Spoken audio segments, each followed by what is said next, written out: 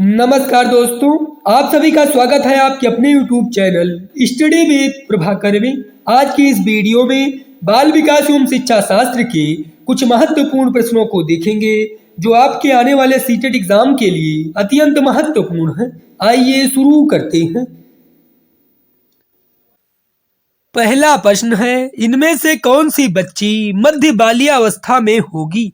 एक बच्ची जो अमूर्त विचारों का आसानी से पालन कर सकती है, एक बच्ची जो तार्किक रूप से तर्क कर सकती है और संरक्षण कर पाती है, एक बच्ची जिसने अभी सामाजिक संदर्भों में नकल सीखना शुरू किया है, एक बच्ची जो सकारात्मक खेलों में शामिल नहीं हो सकती।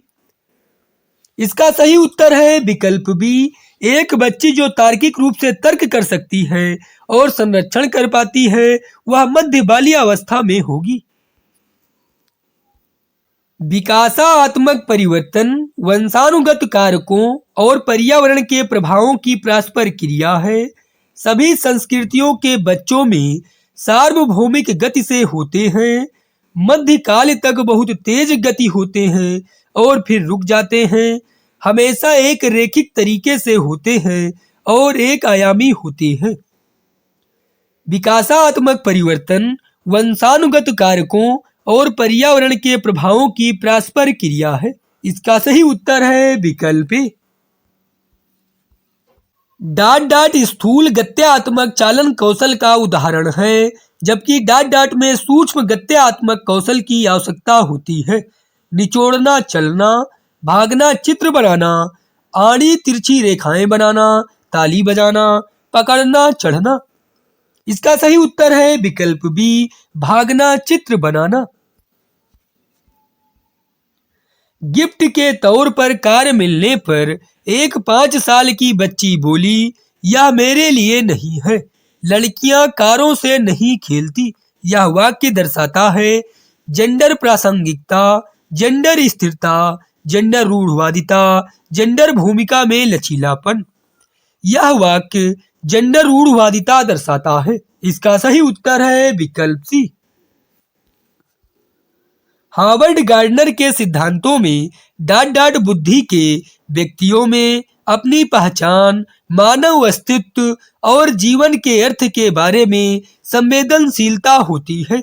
भाषाई, प्राकृतवादी, अंतर्वैयक्तिक, अंतःवैयक्तिक।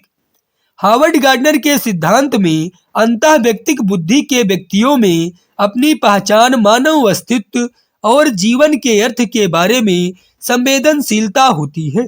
इसका सही उत्तर है विकल्प डी। एक शिक्षिका किस संरचना का इस्तेमाल करती है जब वह एक बच्ची की जिज्ञासा पहेली बनाने में मदद करती है? इशारे व संकेतों से, पाठ, उद्दीपन, अनुसरण, स्वतंत्र खोज। इसका सही उत्तर है विकल्प ए, पाठ। पियाजे के संज्ञानात्मक विकास के सिद्धांत के अनुसार स्वयं व पर्यावरण के बीच संतुलन की खोज की प्रक्रिया क्या कहलाती है? संगठन, समायोजन, समावेशन, साम्यीकरण। इसका सही उत्तर है विकल्प डी, साम्यीकरण। निम्नलिखित में से क्या एक प्रगतिशील कक्षा की विशेषता है? समय सारणी और बैठने की व्यवस्था तय है, गतिविधियां कार्य करते समय बच्चों का मूल्यांकन किया जाता है, बच्चों की भागीदारी न्यूनतम है, शिक्षिका पूरी तरह से कक्षा को नियंत्रित करती है। एक प्रगतिशील कक्षा की विशेषता है, गतिविधियां कार्य करते समय बच्चों का मूल्यांकन किया जाता है। इसका सही उत्तर है विकल्प बी। समावेशी शिक्षा के लिए क्या आवश्यक है? व्यक्तिगत मतभेदों का ध्यान और सम्मान, विशेष विद्यार्थियों के लिए केवल व्यावसायिक शिक्षा, विद्यार्थी जिन्हें दिव्यांगता है उनके बारे में रूढ़िवाद बनाना, विद्यार्थियों में क्षमता आधारित कठोर समूहन। समावेशी शिक्षा के लिए आवश्यक है व्यक्तिगत मतभेदों का ध्यान और सम्मान। इसका सही उत्तर है विकल्प ए। कक्षा में सांस्कृतिक व भाषाई भिन्नताओं को ध्यान में रखते हुए कौन सी नीति प्रभावी होगी? कक्षा में प्रतिस्पर्धा की भावना को बढ़ावा देना, मानकीकृत व कठोर पाठ्यचर्या का पालन करना, विभिन्नताओं को अभाव के रूप में न देखना, प्रत्यक्ष निर्देश के तरीकों का उपयोग करना। इसका सही उत्तर है विकल्प सी, विभिन्नताओं को अभाव के रूप में न देखना। वो विद्यार्थी जिन्हें दिव्यांगता है, उनके सफल समावेशन के लिए क्या आवश्यक है? साथियों के बीच सहानुभूति और दया, विद्यार्थियों का अलगाव, शिक्षकों का पक्षपातपूर्ण रवैया, सुलभ अवसंरचना। वो विद्यार्थी जिन्हें दिव्यांगता है, उनके सफल समावेशन के लिए सुलभ अवसंरचना आवश्यक है। इसका सही उत्तर है विकल्प डी। किस सिद्धांत पर आधारित कक्षा कक्ष में विद्यार्थी स्वयं पहल करके व चर्चा में सक्रिय भागीदारी करके सीखते हैं? व्यवहारवादी, सामाजिक संरचनावादी, प्रतिपादक शिक्षण, अनुकरण करके सीखना। इसका सही उत्तर है विकल्प बी, सामाजिक संरचनावादी। निम्नलिखित में से क्या विद्यार्थियों के बीच किसी कार्य की संरचनात्मक समझ को सुसाध्य करने में सहायक है? चर्चा और संवाद, वेधन और अभ्यास, दंड, प्रतियोगिता। चर्चा और संवाद विद्यार्थियों के बीच किसी कार्य की संरचनात्मक समझ को सुसाध्य करने में सहायक है। इसका सही उत्तर है विकल्प ए। विद्यार्थियों के अधिगम को सुसाध्य करने के लिए एक शिक्षिका को निम्नलिखित में से किस पर ध्यान देना चाहिए?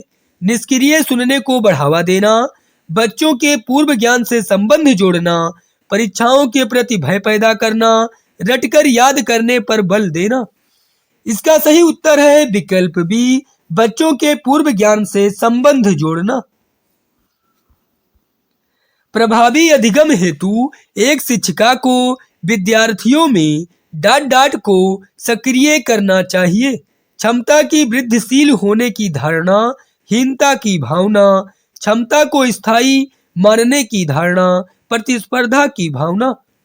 प्रभावी अधिगम हेतु एक शिक्षिका को विद्यार्थियों में क्षमता की वृद्धिशील होने की धारणा को सक्रिय करना चाहिए। इसका सही उत्तर है विकल्प ए।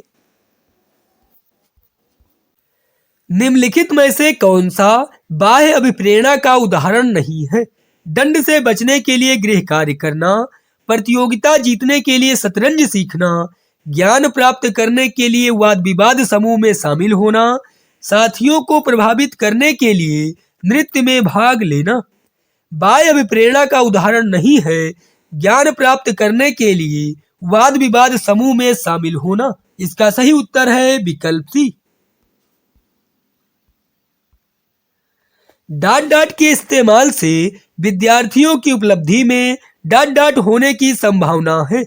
शिक्षार्थी केंद्रीय शिक्षा शास्त्र कमी, सामाजिक बहिष्कार सुधार, प्रासंगिक पाठ्यक्रम कमी, सामाजिक सहयोग वृद्धि। सामाजिक सहयोग के इस्तेमाल से विद्यार्थियों की उपलब्धि में वृद्धि होने की संभावना है। इसका सही उत्तर है विकल्प डी। निम्नलिखित में से कौन से कथन सही नहीं है? विकास के सभी क्षेत्र एक दूसरे पर निर्भर हैं। विकास केवल आनुवांशिकता से प्रभावित होता है। विकास की गति व्यक्तिगत होती है। विकास क्रमबद्ध व व्यवस्थित होता है। इसका सही उत्तर है विकल्प बी, विकास केवल आनुवांशिकता से प्रभावित होता है। यह कथन सही नहीं है। जीन पियाजे के संज्ञानात्मक विकास के अनुसार बच्चे संरक्षण किस अवस्था में कर पाते हैं? अमूर्त संक्रियात्मक अवस्था, संवेदी पेशीय अवस्था, पूर्व संक्रियात्मक अवस्था, मूर्त संक्रियात्मक अवस्था। जीन पियाजे के संज्ञानात्मक विकास के अनुसार बच्चे संरक्षण मूर्त संक्रियात्मक अवस्था में कर पाते हैं। इसका सही उत्तर है विकल्प डी। मूर्त संक्रियात्मक अवस्था के बच्चों को पढ़ाते हुए एक शिक्षिका को क्या नहीं करना चाहिए? कर्मित करने के लिए कार्य देना, ऐसी समस्याएं देना जिनमें अमूर्तता की आवश्यकता हो, मूर्त संसाधन देना, वर्गीकरण के मौके देना। मूर्त संक्रियात्मक अवस्था के बच्चों को पढ़ाते हुए एक शिक्षिका को ऐसी समस्याएं देना जिनमें अमूर्तता की आवश्यकता हो नहीं करना चाहिए। इसका सही उत्तर है विकल्प बी।